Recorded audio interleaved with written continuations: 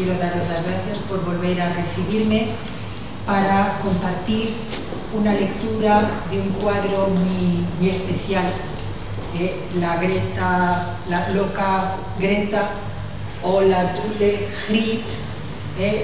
Os acaba de decir Ernesto la página web por si queréis aprender a pronunciar el holandés, que es una lengua muy difícil, muy gutural y muy compleja. Bueno, el cuadro se encuentra en el Museo Meijer van den Berg. Fue comprado por el coleccionista que creó el museo, Frits van den Berg. Está en Amberes, es un óleo sobre tabla que mide 117 por 162 centímetros, y diréis, ¿por qué se fija en esto? Bueno, pues por algo que vamos a ver a continuación. La firma es prácticamente ilegible, voy a ver si encuentro el cursor, si está por aquí a la izquierda, y fue pintado en 1562. Dul o Dol significa estúpido, furioso, loco. La insania, porque me resisto a decir locura, en el siglo XVI compendiaba todos los vicios. Luego volveremos sobre el cuadro. Justamente en este mismo año de 1562, Bruegel pintó esta otra tabla, que la tenemos en el Museo del Prado, El triunfo de la muerte. Esta tabla merecería por sí misma un seminario completo. También cuenta un montón de historias, y lo curioso y lo interesante es que esta tabla, junto con la Dule Griet, la loca Greta, y esta otra que vemos a continuación, La caída de los ángeles rebeldes, los tres fueron pintados en el mismo año, las tres tablas, óleo sobre tabla, exactamente con las mismas medidas. Con lo cual existen hipótesis de que se tratase o de una trilogía o de que pudiese formar parte de una colección. Este cuadro de La caída de los ángeles rebeldes se encuentra en los Reales Museos de Bellas Artes de Bruselas. Y es que la obra de Bruegel fue muy apreciada por los Habsburgo. Ahora veremos en qué condiciones, pero ya no nos vamos a detener demasiado en aspectos históricos que podemos ver posteriormente.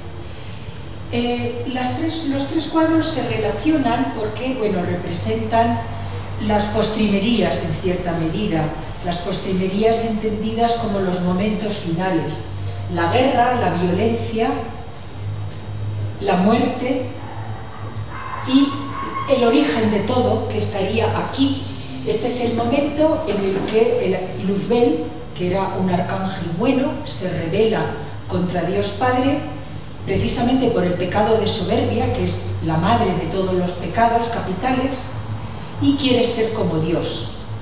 Y por eso aquí nos encontramos a el arcángel San Miguel, que es el mariscal de todos los arcángeles, con su espada y su escudo, luchando contra todos los demonios, todos los diablos, los ángeles caídos, que tenemos una estatua en el retiro del ángel caído.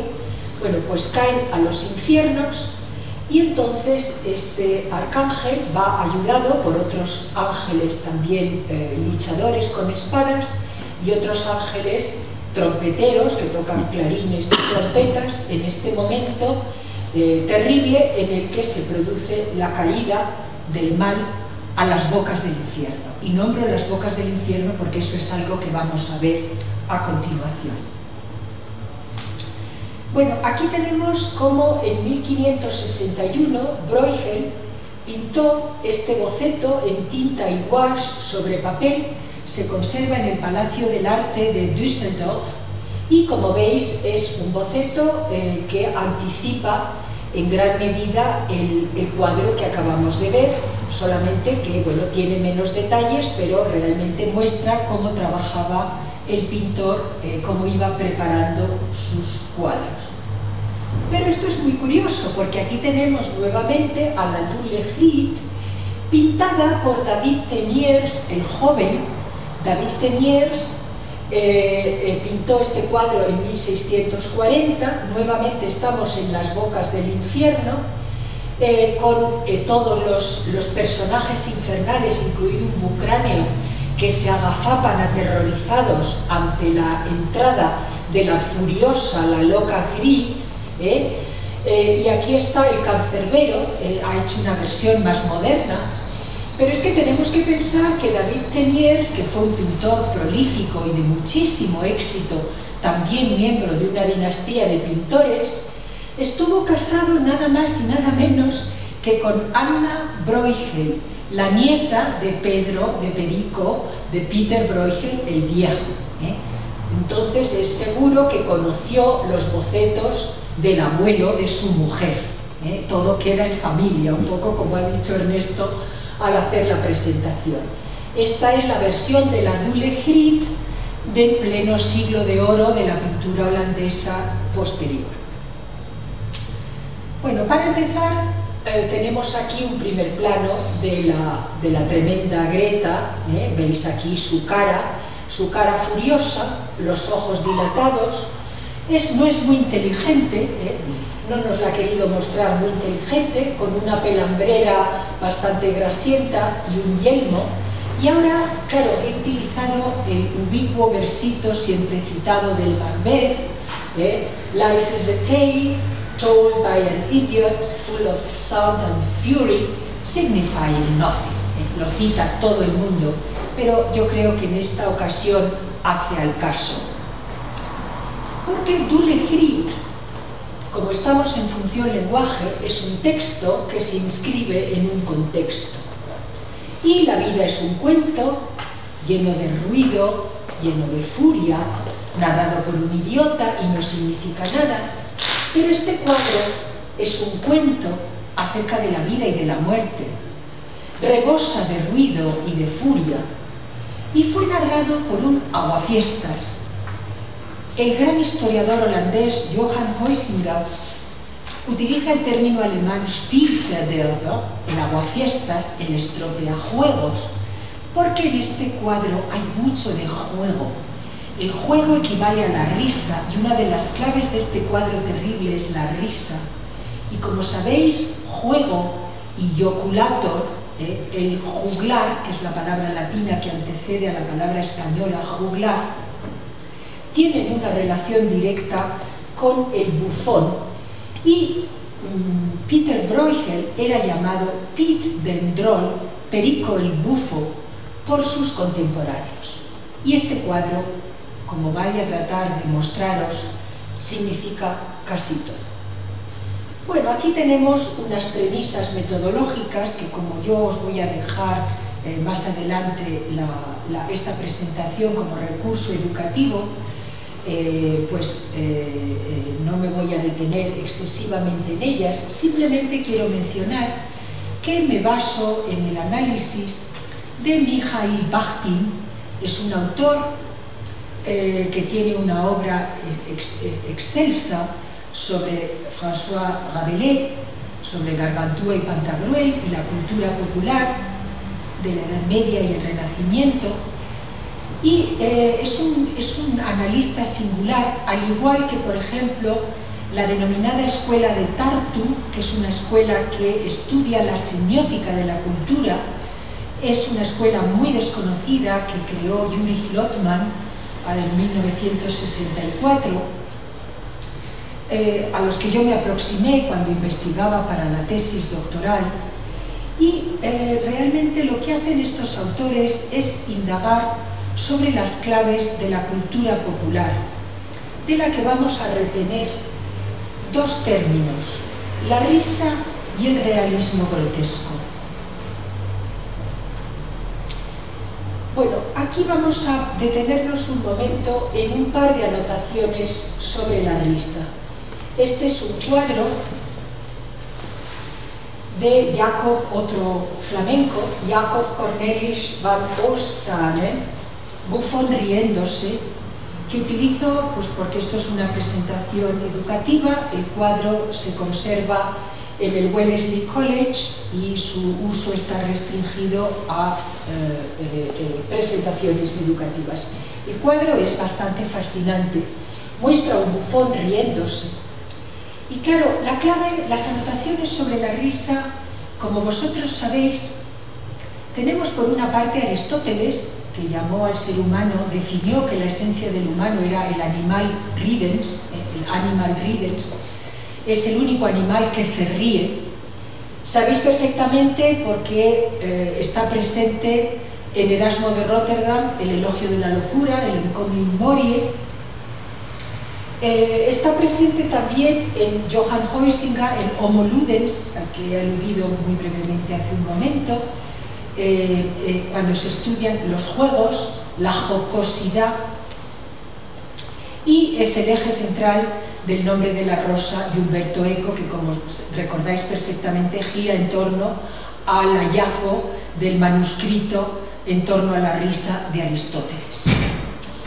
Claro, la risa, en las contraposiciones simbólicas que, por ejemplo, estudia tanto Mikhail Bakhtin como la escuela de Tartu, nos movemos en dicotomías entre lo alto y lo bajo, lo poderoso y lo humilde,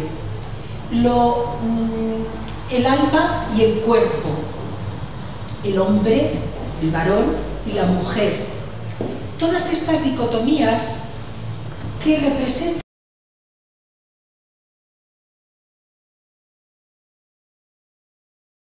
sobre todo del sistema establecido, son susceptibles de un tratamiento semiótico, simbólico, que puede reinterpretarse, que puede transmutarse, que puede dársele la vuelta mediante lo que Jesús Ibáñez llamaba la subversión imaginaria. Entonces, en el caso de la risa se considera, desde determinados planteamientos filosóficos y culturales que datan de la antigüedad, como algo grosero. La risa sale del vientre, y el vientre es despreciado, degradado, significa lo bajo. Pero claro, el vientre al reírse se hincha y se deshincha, como un odre, como la gaita o como el tambor, que tiene su parche hecho de tripas, de piel. Entonces son analogías simbólicas del vientre. El rostro, cuando se ríe, se descompone, pierde la compostura. Entonces, por esos retruécanos y esas paradojas simbólicas con las que vamos a estar jugando todo el rato, lo que humaniza al ser humano, según Aristóteles, que es la risa, la facultad, la capacidad de reír, es lo que a la vez deshumaniza o animaliza al ser humano, porque al reírte relinchas y rebuznas como un asno, como el bufón que va tocado con las orejas de asno y se ríe. Es una inversión simbólica liberadora, porque la risa es liberadora. En el cuerpo que se ríe, la risa se desata, se le rompen las costuras. El lenguaje popular dice: me rompo de risa, me parto de risa, me descompongo. Es como que todo se libera, es el eleutherios griego, que significa la liberación.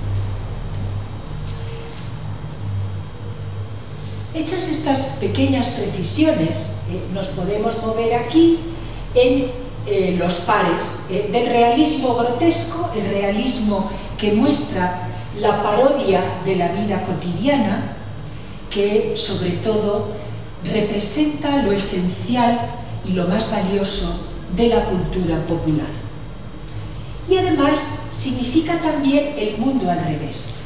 La risa es una cualidad que, por ejemplo, se desata en Roma durante las Saturnales, en las que también se daba una inversión del orden político y del orden simbólico y del orden real, cuando los amos se convertían en esclavos y los esclavos en amos, siendo Saturno el gran payaso, el gran bufón, y de las Saturnales romanas viene el carnaval, que representa exactamente lo mismo.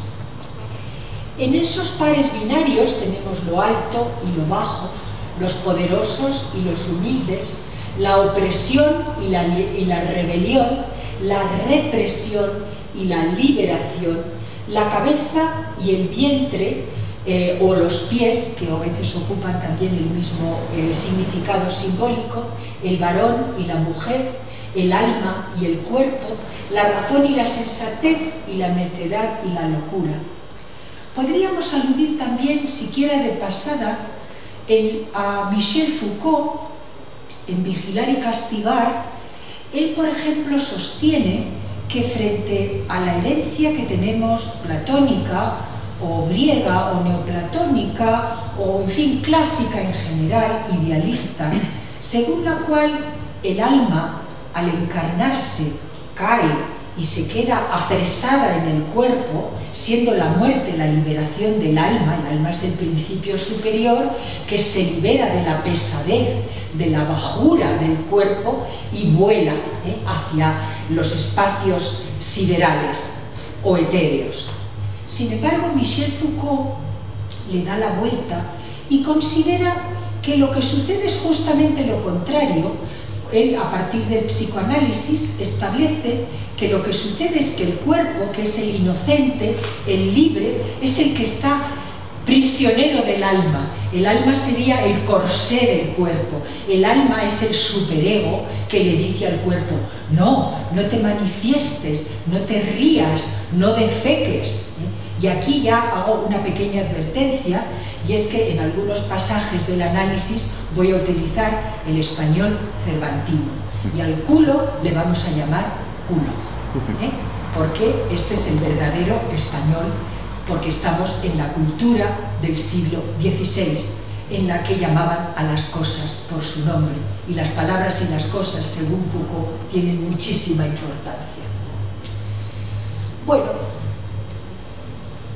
otro elemento en el que podemos fijarnos, porque es interesante, es esta combinación de mujer gobernante y desastres, que se empareja con la mujer masculina guerrera, que es lo que en inglés se llama the Hellcat o the Shrew. Pensemos nuevamente en Shakespeare, la doma de la bravía, the taming of the Shrew, como hay que domar a la mujer bravía, a la mujer guerrera, porque el cuadro, que ya vamos a ver inmediatamente, eso ha sido objeto de numerosos análisis feministas, aparte de otros cientos de miles que existen en este universo mundo acerca de este cuadro prodigioso.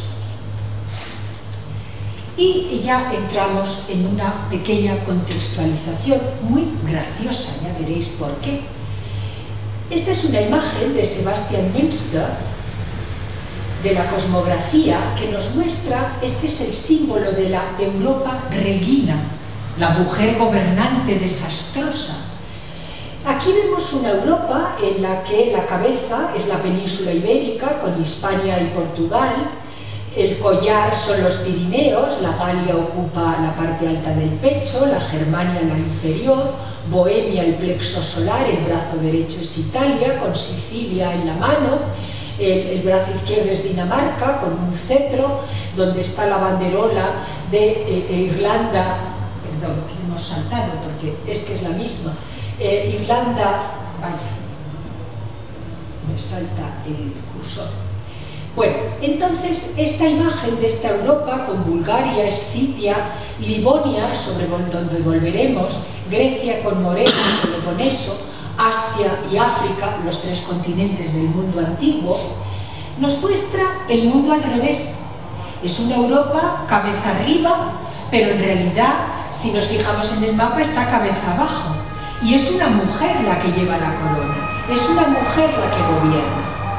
Históricamente, en este momento, en 1562, cuando fue pintado el cuadro, varias mujeres ocupaban gobiernos en Europa. Tenemos a Margarita de Parma, hermanastra de Felipe II, era la gobernadora de los Países Bajos. Isabel I era reina de Inglaterra e Irlanda desde 1558. Desde 1560, Catalina de Medici ejercía la regencia durante la minoría de edad de su hijo Carlos IX. María I Estuardo, era la reina de Escocia desde 1561, es decir, cuando Bruegel estaba pintando el boceto del cuadro. Y el tema de la virago, o de la mujer viril, era una sátira inmemorial, pensemos en Aristófanes, y encarna el mundo al revés, porque la mujer nunca ocupa puestos de gobierno, puestos de mando, no lleva atributos masculinos de poder, no lleva ni la corona ni el cetro. Y sin embargo, en esta época terrible de desastres, las mujeres gobernaban en varios países de Europa. Tenemos aquí nuevamente a la Europa Regina, en otra imagen. Esto es en la cripta de Jan Amos Comenius. Jan Amos Comenius es uno de los mayores humanistas del siglo XVI europeo, y su cripta está en Naarden, nuevamente en los Países Bajos, donde se exilió. Y aquí lo que pasa es que ya la vemos acostada, no la vemos cabeza abajo o cabeza arriba, según se vea, porque aquí estamos continuamente dándole vueltas a los órdenes simbólicos. Bueno, la ecología del cuadro, del contexto histórico. Este es otro cuadro de Peter Bruegel, que se encuentra en Viena, es famosísimo, es el regreso de la caza o la estación del invierno.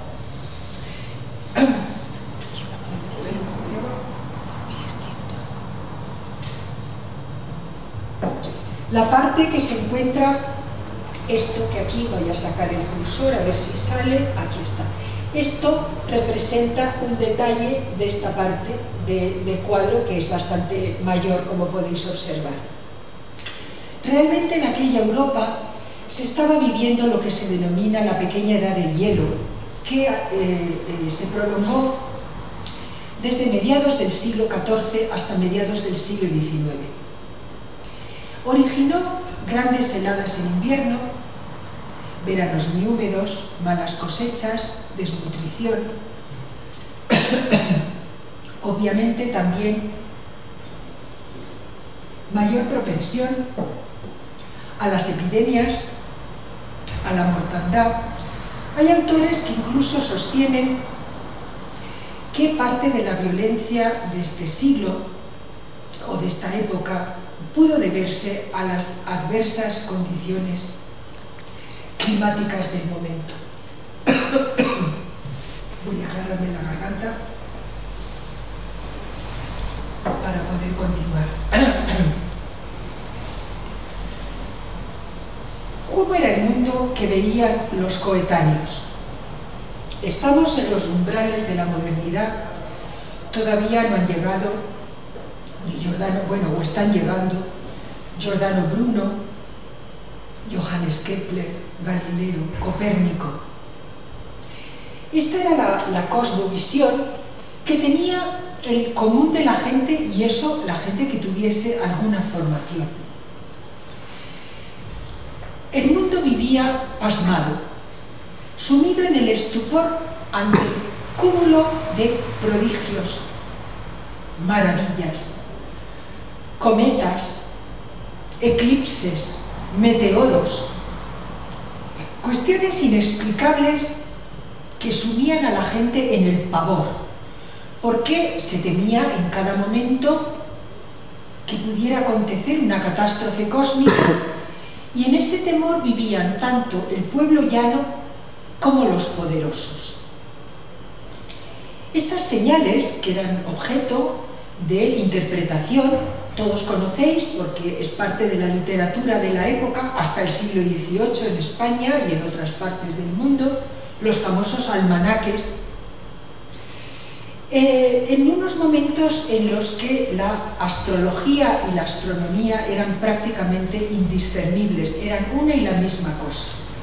Por un lado estaban condenadas, pero por otro lado incluso los médicos aplicaban sus remedios según fórmulas que se combinaban con la astrología, los aspectos de la luna, la teoría de los 4 elementos de Aristóteles o de los afectos de Platón. Entonces todos estos signos podían equivaler a la salvación y la santidad o la condenación y la brujería. Tenemos aquí, por ejemplo, que solo en París, en 1562, el año que se pintó este cuadro, murieron 25.000 personas de peste bubónica. A ellos se agregaron gripe, disentería, cólera, lluvias, inundaciones, hambruna, la propia guerra. Tenemos aquí este grabado que nos muestra una escena de la guerra en Livonia, que actualmente sería Estonia y Letonia, donde se están dando escenas de canibalismo claras. Y aquí tenemos, es una tabla, es un tríptico de Hans Memling, que nos muestra a San Juan en Patmos con los 4 jinetes del Apocalipsis, el blanco de la victoria, el bermejo o rojo de la guerra, el negro, que lleva el símbolo de la balanza y los alimentos, que significa el hambre, y el caballo bayo, con la guadaña, que representa la peste y la muerte. Esta iconografía, que ahora puede sonar críptica o un poco extraña, para los coetáneos de Bruegel era el pan nuestro de cada día. Era algo que sabía interpretar todo el mundo, no hacía falta ni ser culto ni nada. A lo mejor te faltaban los datos bibliográficos, por decirlo con términos actuales, pero esto estaba presente en la vida cotidiana y todo el mundo era capaz de distinguir a todos estos personajes. Y si os fijáis en este grabado, aquí tenemos una imagen que es el Cerro de las Orcas, sobre el que volveremos abundantemente por razones que ahora enseguida vamos a comprender. Bueno, este era el mapa de Europa, he podido verle este verano directamente, es un mapa de Abraham Ortelius. Ortelius era amigo personal de Bruegel y fue luego el cartógrafo y el geógrafo de Felipe II. Como veis, esta era la representación de Europa para los coetáneos. Estos eran los dominios de los Habsburgo en el momento de la abdicación de Carlos I de España, V de Alemania. Aquí Bruselas y Amberes, aquí es justamente donde estaba Bruegel pintando lo que vamos a ver. Y todo este recorrido que señalo con el cursor fueron los países que él recorrió durante su etapa de aprendizaje antes de afincarse en Amberes y casarse, se casó bastante mayor, con la hija de su maestro. Bueno, Europa en 1562, este es el rapto de Europa que se ciñe exactamente a la descripción de las metamorfosis de Ovidio, pintado por el pintor de cámara de Carlos V, Tiziano, y vemos aquí cómo se representaba a Europa para un coetáneo, claro, en la escuela italiana, veneciana, completamente diferente. Y aquí ya tenemos el cuadro. Os lo voy a contar, aunque se vea un poco mal, en términos generales, y luego podremos ver algunos planos medios o primeros planos, y voy a intentar hacerlo de la mejor manera posible. A ver si sale el cursor. Y os lo puedo ir explicando, es muy complejo el cuadro. Quiero decir que la versión que estoy manejando la he descargado de la página web del Museo Mayer van den Berg, utilizándola estrictamente con usos educativos, y es la mejor resolución que he podido encontrar, precisamente porque es la propia del museo. A ver si sale el cursor nuevamente, si quiere salir, ya sale. Bien. Voy a tener todo el rato el dedo. Vamos a fijarnos primero en el personaje central, la Dulle Hrid, esta mujer. Esta mujer, veis que es una gigante o una giganta, por comparación con otras mujeres que se agolpan aquí detrás. Lleva, como la hemos visto antes en primer plano, un yelmo, la pelambrera suelta y sucia, su cara esa que hemos podido ver antes con detalle. Va vestida como un guerrero porque lleva el yelmo o casco, lleva una coraza de hierro, lleva un guantelete en la mano izquierda, también de hierro, y en la mano derecha blande, con la mano derecha blande una espada. Le cuelga un cuchillo del cinto. Va vestida con ropas bastante desarrapadas, sin embargo lleva una chaquetilla, las mangas se le ven perfectamente, de terciopelo teñido en púrpura, es decir, una tela suntuosa, porque esta mujer guerrera se ha dedicado al pillaje. Y así se ve en este cesto, en esta olla que lleva del brazo, y además este es el mandil de todas las mujeres de los pueblos, que lo lleva doblado, y en el mandil doblado lleva también objetos fruto del pillaje. En su pillaje ha mezclado objetos preciosos, un cáliz de consagrar, platos de estaño, una jarra de estaño, pero también lleva una sartén, o sea, lleva cosas de menaje. Ha mezclado en su rapiña, ha mezclado toda suerte de objetos, preciosos y menos preciosos. A ella le da igual, ella arrampla con todo. Es interesante también observar, a ver si sale nuevamente el cursor, que se encuentra a las puertas del infierno. Esta iconografía la tenemos presente, lo habréis visto montones de veces, en los tímpanos de las iglesias, de las catedrales medievales. Data precisamente, posiblemente, esta interpretación de una iconografía que se debe, y aquí yo sé que Ernesto va a sonreír, porque data de los viajes de San Brandán, que los españoles antiguos llamaban San Balandrán, con sus monjes irlandeses, se fue a la mar Océana, llegó a una isla que posiblemente era una ballena, y allí se encontró con las penas del infierno. Él tuvo la visión escatológica de los condenados en el infierno y cuánto sufrieron. Bien, pues si estas fauces del infierno, normalmente en el arte románico y en el gótico, están tragándose a los condenados en el juicio final, pensad que esta boca infernal en este cuadro no está tragando, sino que está vomitando.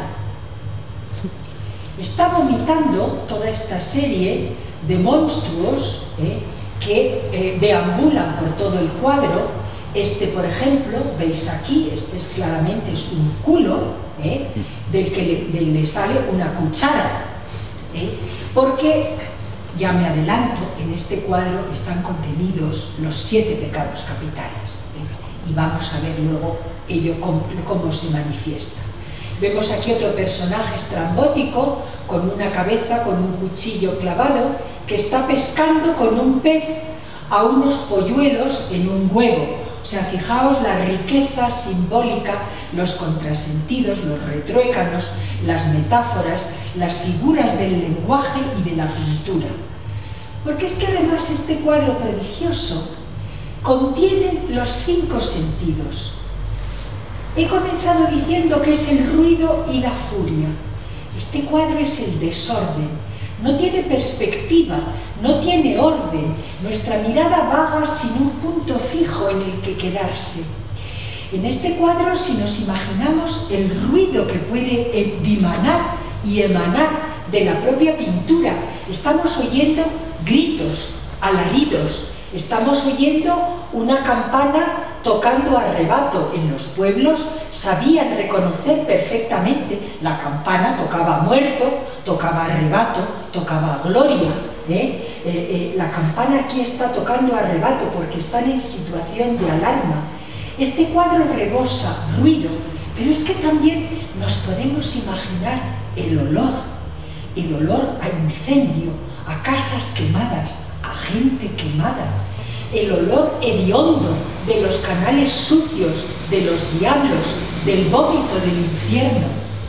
En este cuadro hay también hasta, nos puede llegar a las papilas gustativas, porque claro, este olor tan fuerte, nos podemos imaginar hasta el sabor del miedo, el sabor de la bilis, que es la cólera que emana de esta pintura. Vamos a seguir fijándonos en este Belcebú, en este Leviatán, en estas fauces abiertas de esta faz espantosa. La piel, bueno, si os fijáis, forma parte de un edificio porque tiene almenas. Luego veremos con más detalle porque es una piel, es viscosa y verrugosa como la de un sapo. Además, nos muestra que, por ejemplo, de las orejas le salen ramas, luego lo veremos con más detalle, en un agujero de la nariz anida un búho, y de esta especie de cúspide que brota de la cabeza del monstruo pende un gancho del que cuelga una bola de cristal que está repleta de personajillos. Esto es muy frecuente también en el Bosco. Bruegel y el Bosco estuvieron relacionados a través de Hieronymus de Kock, que era el suegro de Bruegel, discípulo y amigo también del Bosco. En esta bulla, burbuja, pompa, hay unos personajes que representarían, y ya empezamos con la serie de los pecados. Aquí estaría personificada la lujuria. Los personajes que están aquí dentro están cometiendo actos carnales. Entonces, esto sería la lujuria. Aquí, en este fondo paisajístico incendiado, vemos una jarra inmensa. La jarra, que en alemán, en holandés se llama Krug, es una jarra de vino, de cerveza, y tenemos que pensar que esto es la gula. La gula en esta época se refería a la comida, pero también a la incontinencia en la bebida. Por lo tanto, esto es una clara alusión a la borrachera, al beber en exceso. Claro, aquí la Dulegrit representa claramente la avaricia de la rapiña y también la ira. Es una mujer airada que blande sus armas y atraviesa la escena precisamente como una salteadora de caminos, como una mujer que se dedica al pillaje. Es colérica y es avariciosa. Tenemos, por tanto, la ira, la avaricia, la lujuria y la gula. Pero es que aquí este símbolo es prodigioso. Tenéis aquí una cáscara, esta cáscara coriácea, nuevamente viscosa, orgánica, que recubre otra cáscara, esta vez de un huevo. ¿Qué es lo vano? Cuando cascamos una nuez y está hueca, nos decimos, esta nuez es vana. Vano es la vanidad. La vanidad enlaza con la soberbia, con creerse lo que uno no es. Y aquí tenemos esta cáscara que envuelve otra cáscara de la que sale una especie de insecto que es parecido a una mantis religiosa, que toca un arpa de madera, de palitos en realidad, y las cuerdas del arpa las ha tejido esta araña que está aquí, con sus patitas, es la intérprete. Imaginaos qué música, es otra referencia auditiva del cuadro. Imaginemos una música discordante y terrible que se acompasa justamente con la pintura. A los pies, vamos a ver, ¿por qué ha saltado? A los pies de este edículo fascinante banquetean unos que luego veremos con más detalle. Pero es que corona esta edificación fantástica una jaula de mimbre en la que, ¿quién os creéis que están dos peces? Cuando yo era pequeña, cuando se jugaba con los niños a los acertijos, se nos decía, ¿cuál es el colmo de los colmos? Encerrar una zapatilla en una jaula y esperar a que cante. Eso era uno de los acertijos que se nos decían a los niños antes. Pues bien, en esta jaula hay dos peces. Claro, dos peces, los peces son mudos, los peces no cantan, los peces fuera del agua se mueren. Por lo tanto, tener una jaula con dos peces esperando a que canten, imaginaos el acertijo triple que hay simplemente en este trocito de aquí. Y encima hay una especie de corona con un árbol de mayo, bien conocido también en todos los pueblos de Europa y de España y de todo nuestro entorno cultural, el Maypole de Inglaterra, en torno al cual solían danzar las doncellas más bellas de la aldea. Bueno, pues en torno a este Maypole, los que danzan son unos diablillos hediondos que danzan al compás de una trompa que toca otro diablillo feísimo, y es otra burla de la vanidad. Tenemos entonces aquí otro pecado capital, la vanidad, la soberbia, la futilidad de todo, y ocupa el centro de la escena. Si nos fijamos en el paisaje del fondo, vemos que es un paisaje terrible, con ciudades ardiendo, incendios, el cielo está completamente enrojecido, y al fondo encontramos, como sucede en tantas ciudades de los Países Bajos, que estamos en un puerto, es una ciudad portuaria con canales. No sabemos si es un puerto de mar o es un puerto de río, de los grandes ríos de los Países Bajos. En lo alto hay un personaje con unas trompetillas y va volando, en el que no nos vamos a detener porque aquí se ve muy mal. Aquí vemos que hay un buque anclado con las jarcias, el mástil, el grimpolón y los demonios que lo están saqueando. De nuevo, estos se están dedicando a la rapiña, al robo y al saqueo.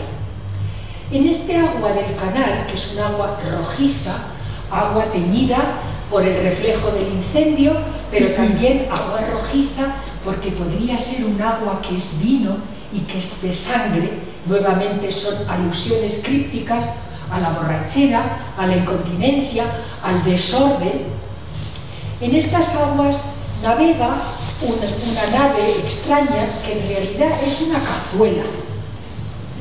En esta cazuela se agolpan unos diablos, su banderola nuevamente tiene aquí una olla de las que se usan para hacer caldo. Por lo tanto, es otra alusión a la comida, a la incontinencia en el comer. De tal manera que estos serían los golosos que navegan en un agua de vino y de sangre. Tenemos aquí un molino. El molino es omnipresente en toda la obra de Peter Bruegel. Representa muchas cosas, pero las ruedas representan en general el mecanismo del tiempo. Es la máquina inexorable que todo lo tritura, que todo lo devora, el girar incesante del mundo, del cosmos y de la vida. En estos edificios medio arruinados se asoman distintos demonios que ahora veremos con más detalle. Interesa destacar, en cuanto a los pecados capitales, este personaje y este que se asoma a la ventanita. Están disparando flechas con ballestas. Y es que en esta época, en la Edad Media y en esta época, cuando se simbolizaba la envidia, se simbolizaba precisamente mediante las flechas, porque los envidiosos, seres repugnantes a los que yo detesto, casi yo creo que por encima de todo, con sus infundios y su malevolencia, con sus flechas, lo que quieren es destruir la fama, el buen nombre, la obra, los logros de las personas a las que envidian, y por tanto la flecha representa perfectamente el pecado de la envidia. Otra redundancia del pecado de la incontinencia en la bebida es en este óculo en el que se ve a contraluz a dos personajillos bebiendo a mansalva, sería otra redundancia que observamos aquí. Y bueno, ya vamos a fijarnos en esta parte del cuadro, que es muy importante. Vemos en este puente asaltado por tropas de diablos diablos armados, que llevan los mismos armamentos que puede portar la Dule Hrid. Son diablillos que ha vomitado el Belcebú. Y, sin embargo, vemos que están luchando contra las mujeres guerreras, o las mujeres guerreras luchando contra ellos. Estas mujeres guerreras no solamente son guerreras, sino que también se han dedicado al pillaje. Están, de hecho, haciendo un saqueo en esta casucha, están entrando en tropel para llevarse en los botines que ellas llevan consigo, pues llevan también, como la Dule Hrid, objetos de homenaje, y aquí lo que se compendia, aparte de lo que acabo de mencionar, son varios refranes holandeses, de los que Peter Bruegel era un aficionado y digamos que un tratadista insigne en su pintura. Tiene muchísimos cuadros sobre refranes. Uno de los refranes holandeses, lo que viene a decir, estas mujeres, ahora lo veremos con más detalle, están combatiendo a los demonios, y una de ellas, a lo está atando con un cojín, con un almohadón. Un refrán holandés precisamente señala la imposibilidad, es un acto inútil. Tú no puedes atar a nadie con un cojín, es imposible sujetar nada con un cojín porque es una contradicción lógica. Y sin embargo, esta mujer loca, necia, porque es lo que le corresponde a las mujeres, según determinadas teorías, estaría atando furiosamente a este demonio con el cojín. Esta otra huye con el botín, y aquí hay un basilisco que en las iconografías de la época, en los jeroglíficos de Orapolo, en Alciato, etc., el basilisco siempre representa la cólera, pues porque escupía veneno, escupía bilis, y aquí se está representando nuevamente varios pecados: el de la avaricia, porque todas estas mujeres son avariciosas; el de la ira y la cólera, porque son violentas y guerreras, el basilisco escupiendo la cólera, y los demonios a su vez, claro, compendian ellos mismos pues todos los males imaginables. Y aquí ya podemos fijarnos en otro personaje esencial, otro icono esencial de este cuadro. Y es que si esta es una mujer gigantesca, en este trasfondo encontramos a un gigante que produce una inversión simbólica, porque si esta es una giganta vestida de hombre con atributos de seda, además de una tela carísima porque tiene doble colorido, y este personaje es muy interesante. Luego lo veremos un poco mejor. Ahora estoy haciendo la semblanza general. Como veis, está muy flaco y además es como desidioso, como perezoso.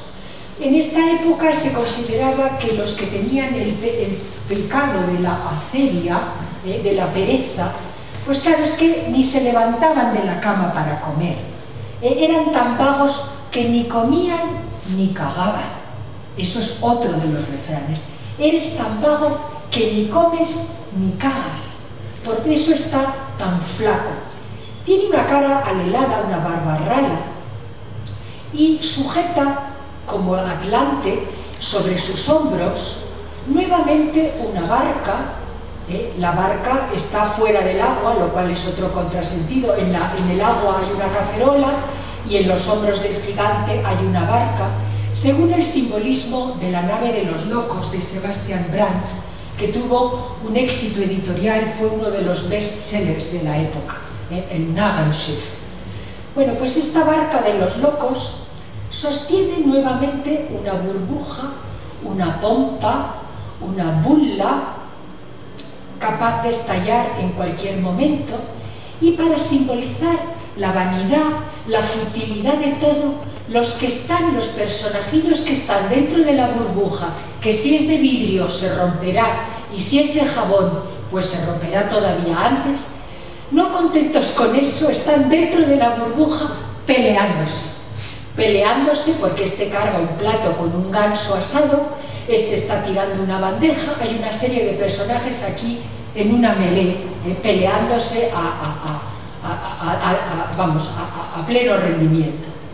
Entonces, esta imagen simboliza también el mundo como mundanidad, como fortuna que se sujeta de manera inestable, la barquilla inestable que se aposenta sobre el hombro del gigante, gigante que a su vez va vestido de mujer y que representa, nuevamente aquí tenemos varios pecados, es un compendio de pecados: la vanidad, la gula, la pereza y la avaricia.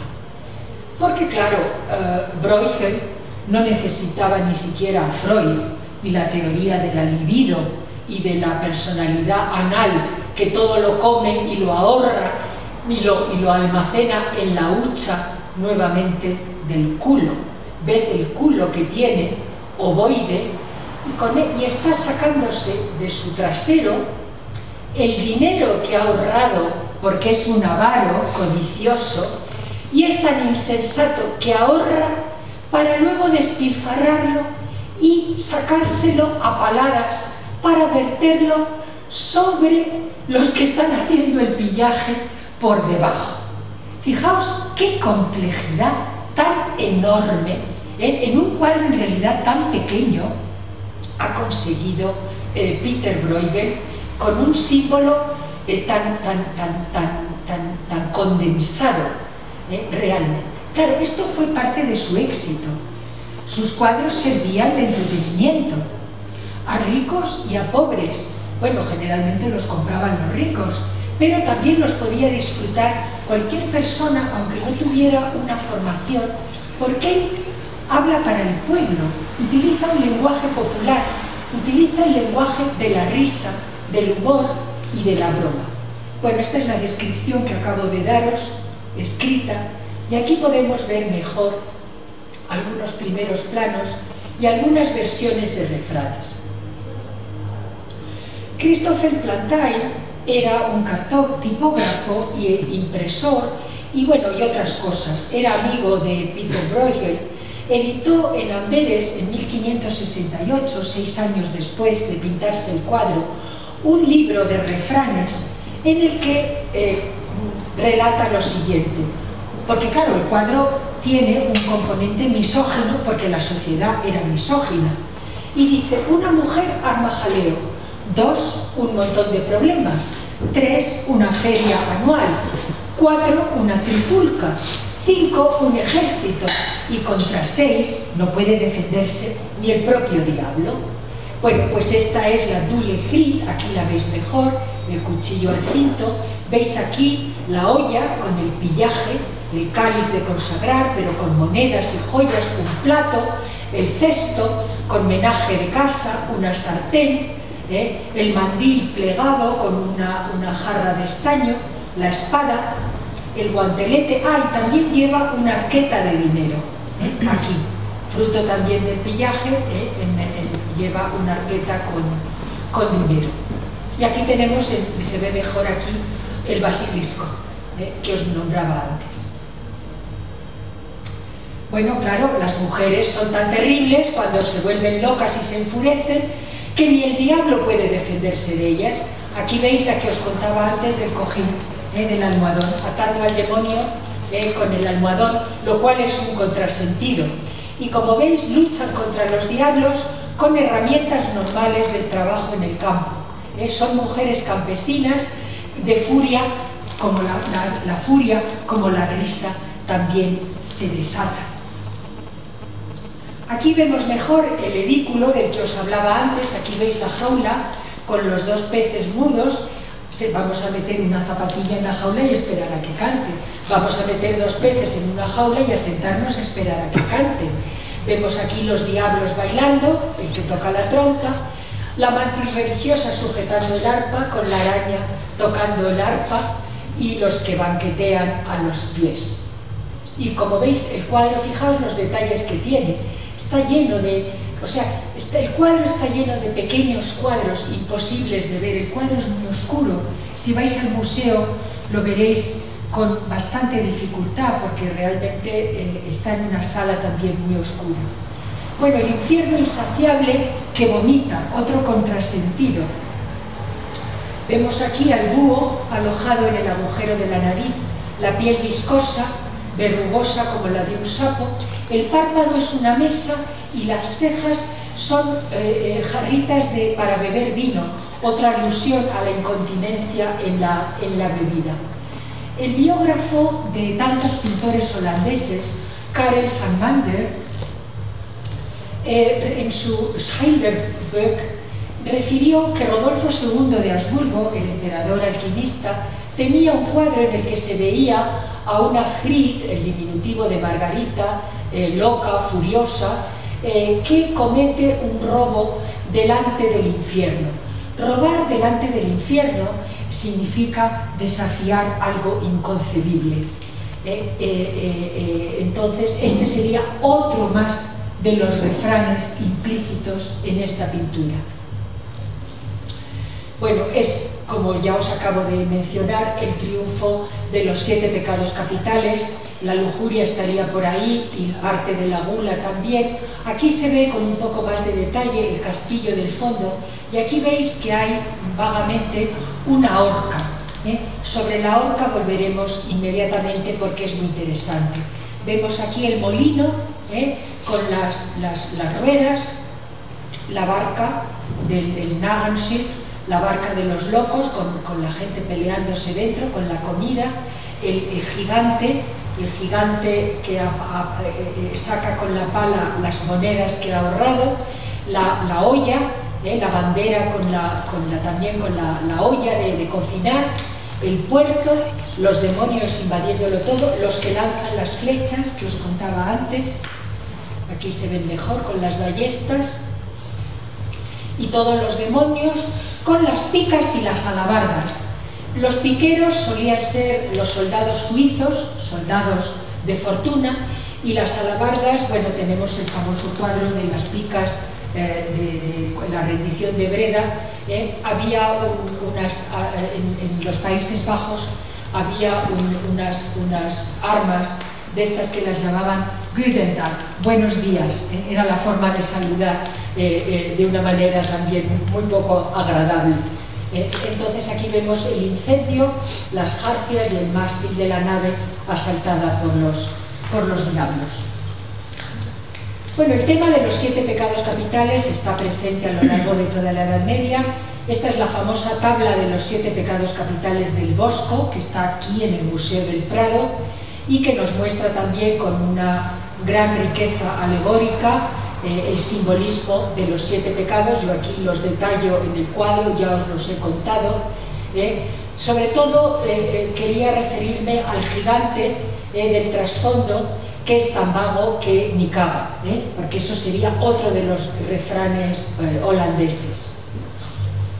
Y estos son los términos holandeses que designan a los 7 pecados capitales.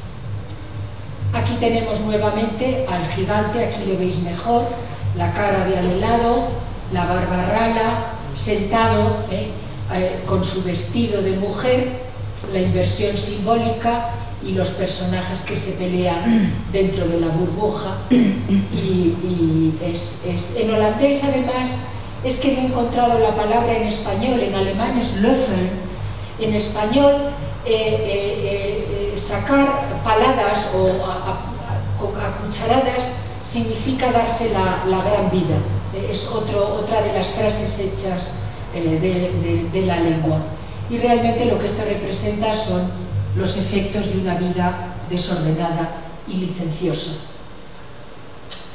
Claro, pero es que Peter Bruegel fue un excelente grabador. Su suegro, Hieronymus de Kock, es el autor de los grabados. Estos grabados están también en el Museo Mayer van den Berg de Amberes. Los podéis ver allí, son muy interesantes y representan tanto las virtudes como los pecados capitales y otras muchas cosas. Aquí tenemos la representación de la avaricia.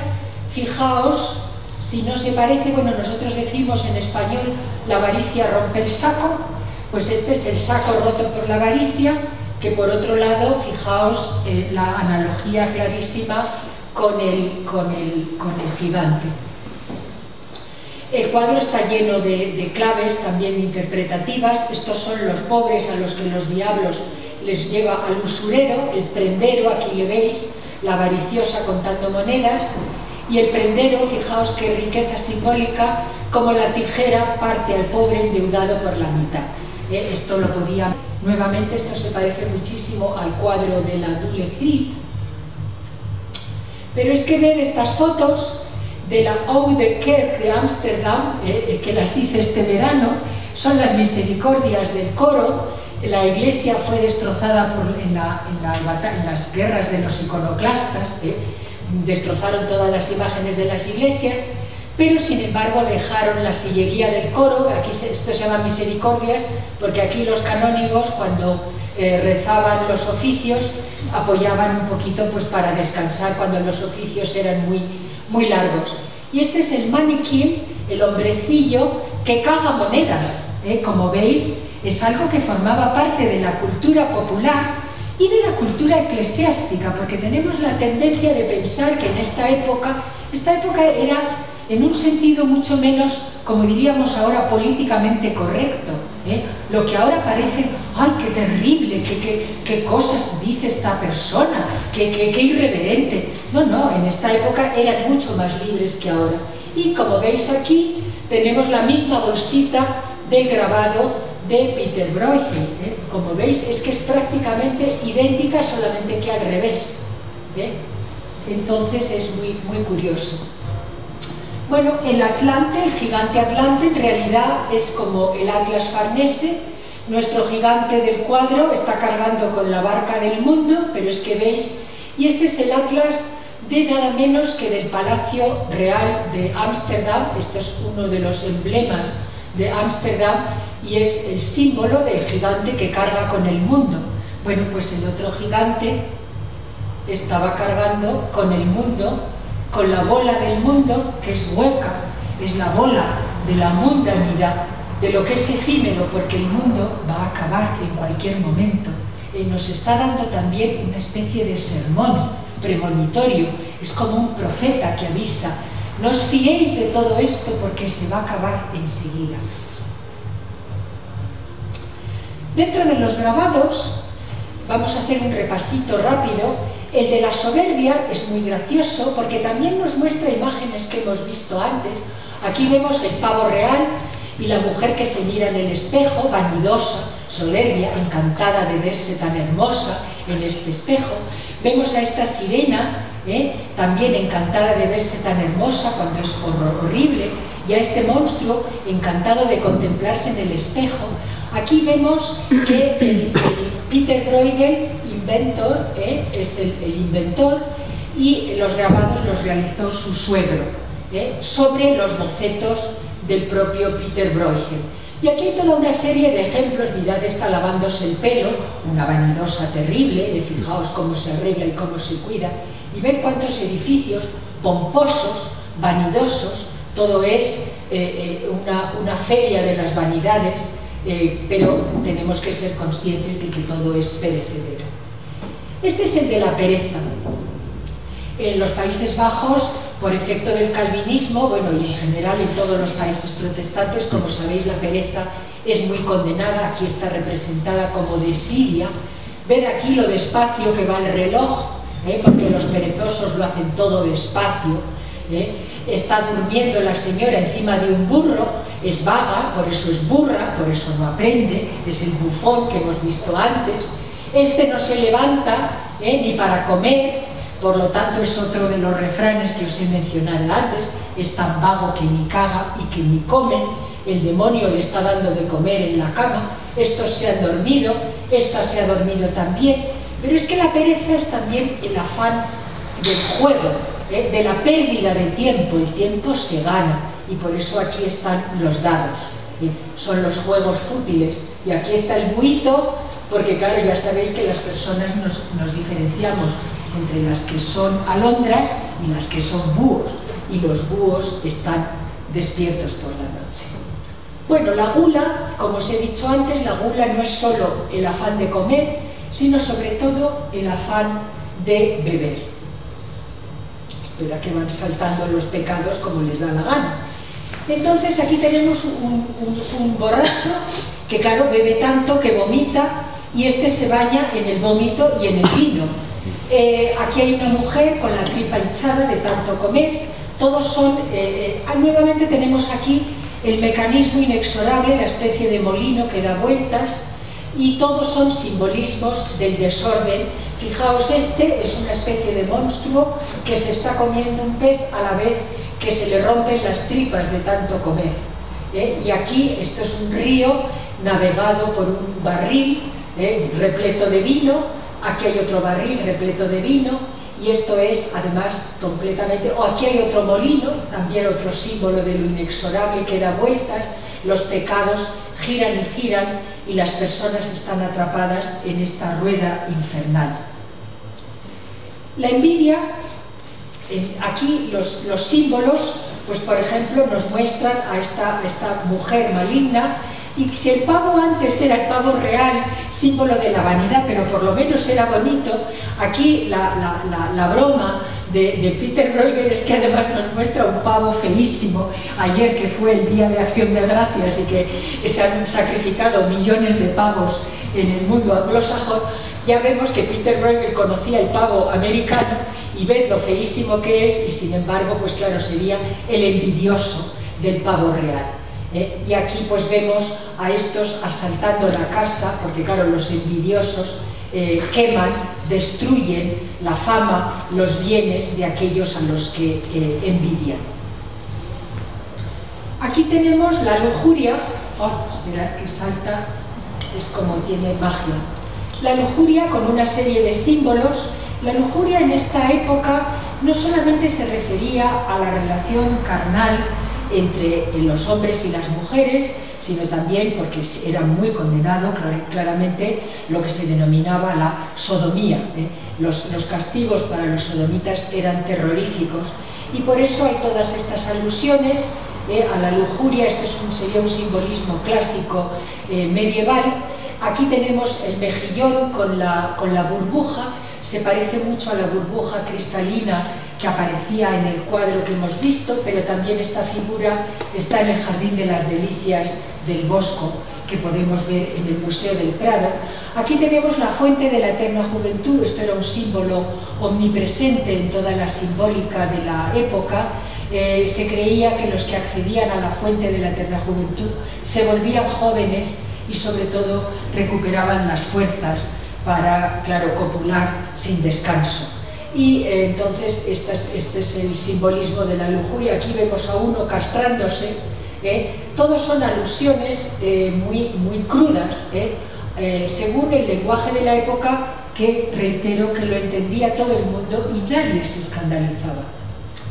Y por fin, claro, toda la rueda converge en el juicio final, donde aquí están las bocas del Leviatán, de las que hemos estado hablando continuamente, pero aquí estas bocas del Leviatán, del Belcebú, del infierno, lo que están haciendo es tragarse a los condenados que justamente arriban en la barca de los necios, de los locos, de los perdidos.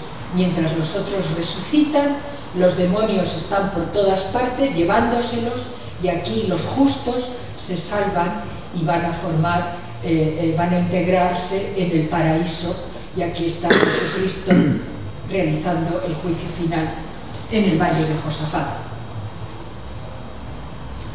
Bueno, aquí tenemos una pequeña semblanza de Peter Bruegel. Nació hacia 1525. Antes se lo he contado a los que han sido muy madrugadores, pero lo repito, fue miembro, también figura en la presentación anterior, con lo cual no me voy a detener. Hay cosas que ya las he mencionado. Aquí simplemente vamos a fijarnos en las imágenes. Este es su retrato póstumo, en donde está enterrado en Bruselas. El retrato está basado en un grabado coetáneo, con lo cual la representación es bastante fiel. Tiene una cara que a mí me fascina. Yo a este hombre realmente le adoro, me parece muy simpático. murió bastante joven. Aquí aparecen algunos de sus amigos: Erasmo de Rotterdam, Christopher Plantain, el de los refranes que ya he mencionado antes, Abraham Ortelius, que ya también he mencionado, Dirk Folkersson Cohnert, que es otro filósofo y grabador, el arqueólogo Hendrik Goltzius. Fueron todos amigos suyos, pertenecían al grupo de los libertinos. Libertinos significaba que practicaban la tolerancia religiosa, es decir, no eran exaltados ni de un bando ni del otro, habiendo bastantes. Esta es la Kapellekerk o Notre-Dame de la Chapelle, es la iglesia de Bruselas donde Bruegel está enterrado. Bruegel tuvo el favor del cardenal Granvela, Antonio Perrenot de Granvelle, o cardenal Granvela en español, amante de sus obras, y fue el que facilitó que sus obras pasasen a las colecciones de los Habsburgo. Por eso muchos cuadros de Peter Bruegel están en Viena, están en Bruselas, y aquí en Madrid tenemos el del Triunfo de la Muerte. En 1563, una vez que dejó de viajar por toda Europa, se casó con Mayen de Cox, hija de su maestro Hieronymus de Cock, que es el grabador que hemos visto en los grabados anteriores. Al año nació Peter el joven, pintor, al igual que Jan de los Terciopelos, que nació en 1568, padre del segundo Jan, y la dinastía de los Bruegel llega hasta el siglo XVIII. Bruegel murió en Bruselas en 1569, es decir, bastante joven, y está enterrado aquí. Entráis por aquí, a la vuelta, en esta capilla, con este altar barroco, que es muy bonito, por cierto. Ahí está enterrado Peter Bruegel. Y este es el cartel que señala, como veis, es singular, señala la tumba. Entonces, antes de morirse, Peter Bruegel le encomendó a su mujer que quemase muchas de sus obras, de sus grabados y de sus pinturas. Y le legó un cuadro muy singular que ahora vamos a ver, que se llama La honrada llegada del duque de Alba, que llegó en 1567. Y en holandés, bailar o cagarse en la horca significa burlarse de la autoridad. Las urracas, además, son los delatores, lo que en español llamamos los malesines, que eran los que denunciaban en la Inquisición, la gentuza. Y además, dice el refrán inglés, "The gallows leads through pleasant meadows", las horcas atraviesan o conducen a través de las praderas placenteras. Bruegel vivía en una casa que todavía se conserva, que está en la Hoogstraat o Rue Haute de Bruselas, al pie del Cerro de la Horca del Galgenberg, sede actual del Ministerio Belga de Justicia. Y ahora veremos eso lo que significa. Bueno, este es el cuadro de la urraca sobre la horca. Aquí la vemos bailando en la horca o cagándose en la horca, es decir, burlándose del poderoso. El cerro de las horcas, nuevamente, vemos el molino, nuevamente, siempre está el molino en los cuadros de Bruegel. Está abajo el valle umbroso y deleitoso, la aldeíta con la iglesia, las casitas, el castillo en lo alto, y el pueblo que baila a los pies de esta infamia. Aquí hay otra urraca y por aquí vuela otra. La urraca es el delator, el malsín, el ave de mal agüero, y el pueblo, por una parte, se está burlando de la autoridad. Digamos que este simbolismo refuerza este, pero también Bruegel se está riendo del pueblo. El pueblo es tonto, mientras aquí tiene el instrumento de la infamia. ¿A quién se le ocurre ponerse a bailar y a disfrutar y a festejar ante la muerte? Nuevamente es un juego alegórico riquísimo. Este es el cuadro que Peter Bruegel le dejó a su mujer en herencia. Y esta es una postal antigüita, pero el palacio sigue teniendo un aspecto muy parecido. Está en la montaña, aquí a los pies, aquí debajo, esto es una colina, aquí debajo está la casa de Peter Bruegel, y este es el Palacio Belga de Justicia, sobre lo que, si consultáis cualquier Google Map de Bruselas, buscáis Galgenberg, Montopotams, y ahí está el Ministerio de Justicia actual. Bueno, y este es un dibujo terrible de Elsie Christians, agarrotada a los 18 años en el Dam de Ámsterdam, dibujada por Rembrandt. Tiene varios dibujos de esta pobrecita a la que ajusticiaron por homicidio. Y es que, claro, Bruegel dibujó también a las virtudes, y una virtud capital era la justicia. Ved cómo era su visión de la justicia. Está mirada desde arriba. La justicia está en un pedestal, ciega, porque la justicia supuestamente no discierne entre quién debe juzgar. Lleva en esta mano la espada de la justicia punitiva, en la otra mano la balanza de la justicia equitativa o distributiva. Pero bueno, esta virtud está atosigada por un panorama sobrecogedor, porque este es el proceso judicial que veía Bruegel continuamente y que está implícito en el cuadro. Esta es la toma de la declaración. Ved que le están torturando, porque la tortura era parte, y por eso he hecho también mención a Vigilar y castigar de Michel Foucault. Al pobre acusado le están torturando en el potro, le están estirando los miembros, le están aplicando la tortura del agua, ved cómo se le hincha la tripa, y aquí hay uno con una antorcha dispuesto a quemarle, mientras los secretarios toman la declaración. Imaginaos qué estará declarando este pobre acusado. Este es el juicio, con los secretarios y los escribas. El acusado se supone que después de pasar por esto llega hasta aquí. Por eso antes hablábamos con una de las personas que nos acompañan de que Bruegel era un pintor de cómics, de cómics poco cómicos, por cierto, pero también es terrible. Este es el proceso judicial. Aquí llevan al acusado, aquí no se sabe si le están poniendo los grilletes o cortándole una mano, mientras los buenos burgueses dicen, bueno, a ver qué podemos ver hoy como entretenimiento. Bueno, aquí tenemos una ejecución capital. Esto es un noble porque le están cortando la cabeza. A este le están azotando mientras el pueblo es adoctrinado para mirar. Esto es el castigo si te portas mal. A este le están colgando según un sistema de tortura que todavía se sigue practicando en los centros de detención ilegales, que siguen en curso. Aquí vemos a las tropas que acompañan al pueblo, que acude al cerro de las Orcas, es decir, lo que Bruegel tenía al lado de su casa a diario. Aquí hay una ejecución de la hoguera, pensemos en Javier Krage, la hoguera, la hoguera, la hoguera, la horca y el suplicio de la rueda, que se reservaba sobre todo para los ladrones comunes y que era espantoso.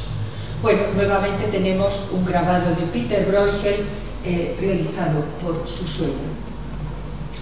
Esta es la película de Peter Bruegel sobre, se llama Le Moulin et la Croix, es una película maravillosa, El molino y la cruz, sobre una pintura que ahora mismo voy a pasaros, de 1564, posterior en 2 años al cuadro de la Doule Grit.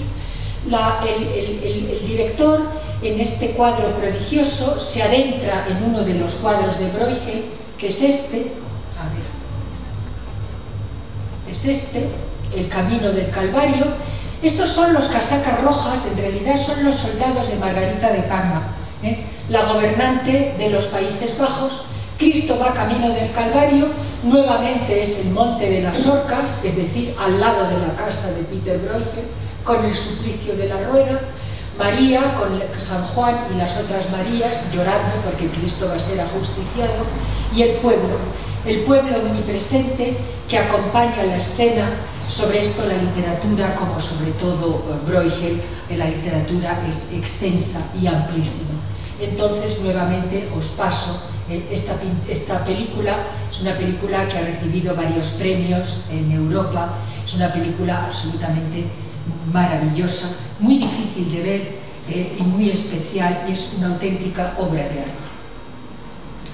Aquí tenemos nuevamente en un primer plano el retrato póstumo de este personaje prodigioso, la Kapelle-Kerk, en el barrio, él vivía en Le Marolles. Le Marolles es un poco el lavapiés de Bruselas, el barrio del rastro, uno de los rastros de Bruselas.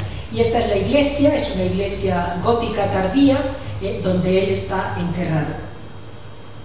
Esta es la casa de la Hoogstraat, la casa en su estado actual, las fotos son mías, y aquí tenemos una postal antigua, que como veis tiene un reflejo porque la fotografié de un escaparate, que muestra a la calle, la Rue Haute, la casa de Bruegel está por aquí, al fondo. Pero es que esta es la visión de la Rue Haute en la actualidad.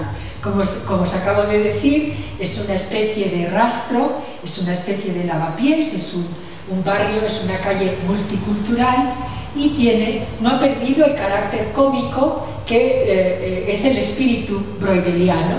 Como veis, en los cómics, Bélgica es un país de grandes dibujantes de cómics, y ver cómo es la Rue Haute en la actualidad.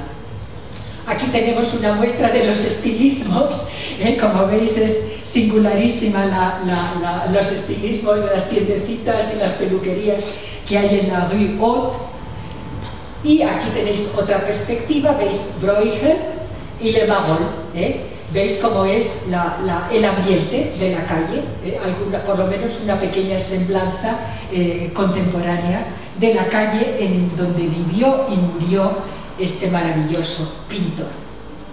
Y ahora vamos a una mínima cronología de 1562. Bueno, Catalina de Medici había proclamado el edicto de tolerancia de Saint-Germain-en-Laye, tolerancia religiosa, y unos meses, unas semanas después, Francisco de Guisa, bueno, ese edicto permitía la libertad de culto. Los católicos, los cultos, digamos, consentidos dentro de los muros de la ciudad, y extramuros se permitía que los disidentes, herejes, protestantes, calvinistas se reunieran. Y aquí Franz Hugenberg nos muestra el asalto de la masacre, esto se llama la masacre de Vassy. En su momento fue como muy conocida, muy difundida, sobre todo a partir de este grabado. Bueno, parte de la cronología de la época, de extrema violencia. Esto muestra la presencia de las tropas de Iván el Terrible en Livonia. Veis que a las mujeres las cuelgan de los árboles, las asetean, a los niños les han arrancado el corazón. Es parte de la prensa de la época, igual que ahora vemos imágenes de guerra, pues en aquellos tiempos circulaban estas informaciones. Es interesante, sobre todo, rememorar que Pedro González, en esta misma época, fundó la Asunción en Venezuela, y que el cartógrafo Diego Gutiérrez citó por primera vez a California en un mapa de América de la Casa de Contratación de Sevilla, mapa en el que colaboró Hieronymus de Vos, el suegro de Bruegel. Estos son los gobernantes. Guillermo el Taciturno, en retrato de Antonio Moro, era uno de los grandes retratistas de la época. Este personaje es novelesco, fascinante, es fascinante. Este es el que dirigió la rebelión de los Países Bajos contra España. Felipe II, con el toisón de oro, en el famoso retrato de Sofonisba Anguissola. El duque de Alba, que fue el autor de la gran represión en el Tribunal de los Tumultos, sustituyó a Margarita de Parma, el famoso Fernando Álvarez de Toledo y Pimentel. Y aquí tenemos a la cardenal Granvela, nuevamente ambos retratos son de Antonio Moro. Este es el amigo de Peter Bruegel, el que le salvó de grandes, la primera mujer de Enrique VIII, también en un retrato de Antonio Moro. Y aquí tenemos a Maximiliano II de Habsburgo, que fue coronado el año que se pintó el cuadro, en un retrato de Neufchâtel. Solimán el Magnífico, el sultán turco, el gran expansionista del Imperio Otomano, en 1562, Iván el Terrible, en un retrato del siglo XVIII, porque no he encontrado ninguno coetáneo. Catalina de Medici, ya mencionada, la regente, una de las mujeres gobernantes en Europa. Está pintada por Fouquet. El famoso retrato Darnley de Isabel I de Inglaterra. Esto es, bueno, una mínima referencia a quién la sucedió, porque como era la reina virgen no tuvo hijos. Este era hijo de María Estuardo, María de Escocia, aquí la tenemos. Y aquí tenemos a Margarita de Parma, la gobernante de los Países Bajos.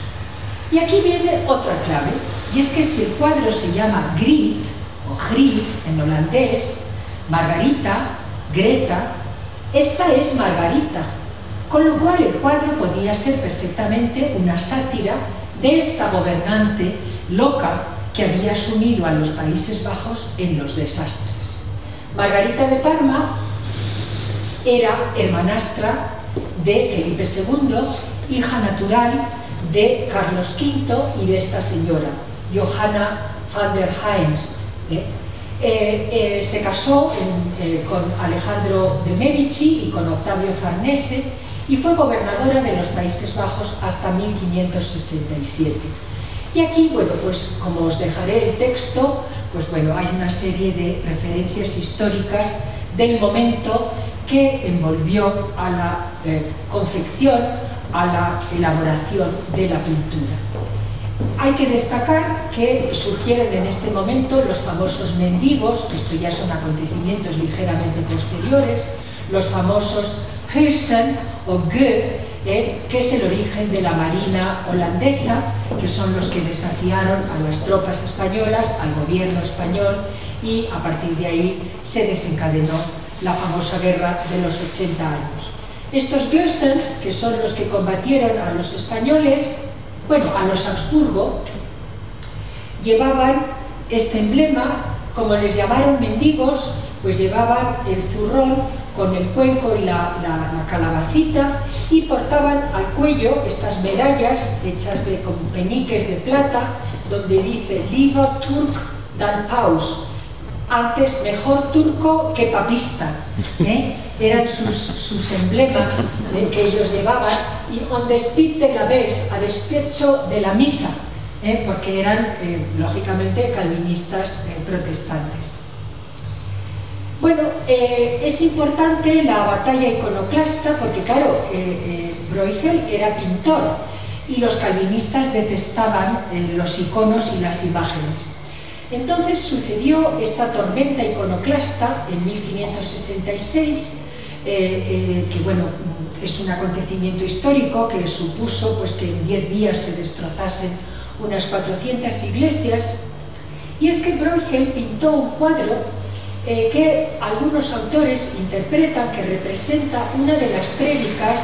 En realidad es San Juan el Bautista predicando a los judíos, en la época, claro, de los evangelios.